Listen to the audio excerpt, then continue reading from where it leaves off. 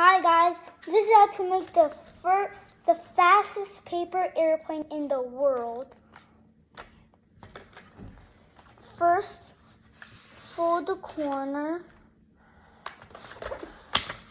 just like this. Next, open it. Do the same thing on the other side. Fold it. Next, you crease it just like this. Second, you crease it just like this.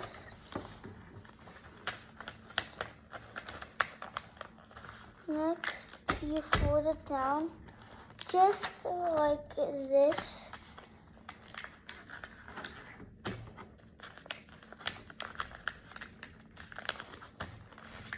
Next, do that same thing on the other side. Fold it, open it, fold it just like this. Then fold the wing just like this.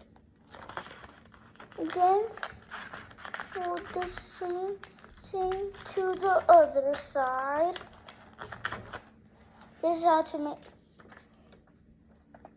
you make the fastest paper airplane.